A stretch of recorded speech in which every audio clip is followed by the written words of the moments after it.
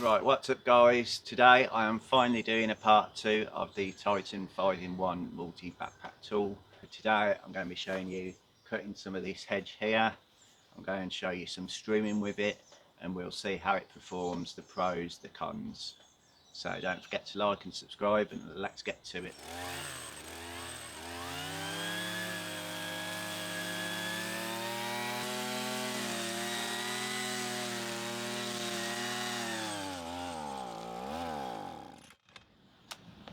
Right, so that is one of the big issues there that I have found with this machine, is that if you've got a part full fuel tank, the movement on your back can cause it to cut out.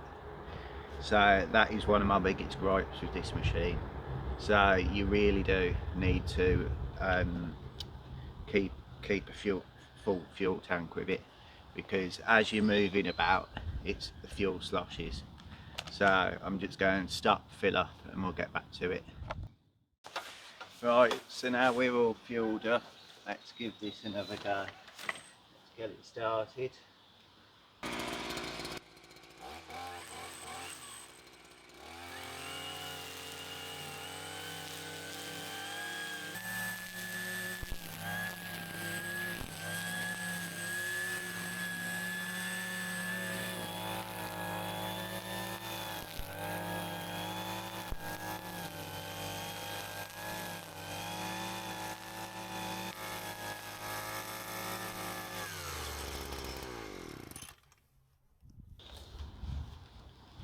Right then guys, so now we've tested out the strimmer function, and as you can see, with a full fuel tank it doesn't cut out.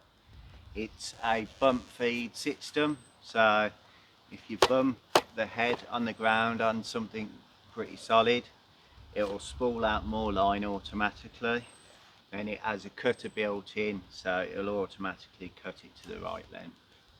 So now we've done that, we'll do some hedge cutting. Now that we've got the Titan 5-in-1 out of the box, it's time to see how it actually handles this hedge. The first thing you'll notice, and the biggest pro for me, is the backpack design. Having most of the weight on your back instead of your arms makes a massive difference in terms of strain. It's got plenty of power and the reach is impressive for getting into those taller sections. However, it's not without its quirks. While the reach is great, once you add that extension pole, your arms do start to feel it after a while. Another thing to watch out for is the fuel level. If it gets low, the fuel starts sloshing around and the engine can cut out, which is a bit of a pain. Speaking of pains, the workflow can be a bit awkward. You have to start the engine first and then wrestle the backpack on. Getting it to fit properly takes some fiddling. Also, out of the box, mine wasn't running perfectly. It kept dying when I revved it. I actually had to tune the carburetor to get it to stay alive and load. If you're having the same issue, I've got a video showing you exactly how to do that.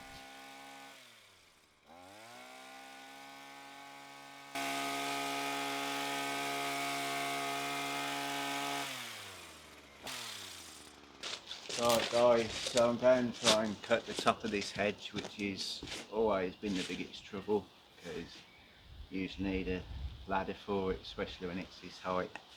So I've put the extension pole on and we'll see how it does. Now looking at the top of this hedge, it's about 6 feet wide. Even with the Titan's reach, I can only manage to do about half the top from this side. I'm going to need to get a ladder out to finish the rest. You'll also notice I'm being quite careful with the sides today. The neighbour cut their side back a bit too far, which created some holes on our side, so I'm just giving it a light tidy up to let it fill back in.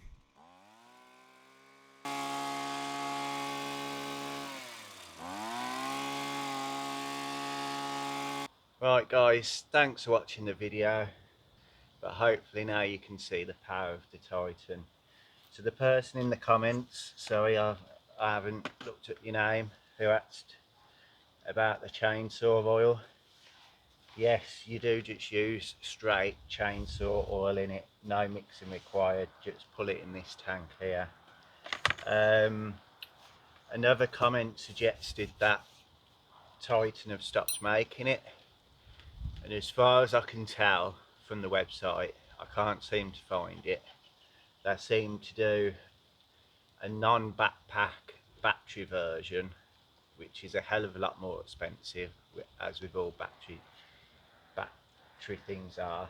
But I've had a look on B&Q, and they do a very similar kit, backpack, similar power, same accessories included. It's about £189.99. So I will link that in the description, because you know, if you're looking for something like this, then you know, um, that'll probably be a good choice, I would think. So thanks for watching, and don't forget to like, subscribe, and I'll catch you next time.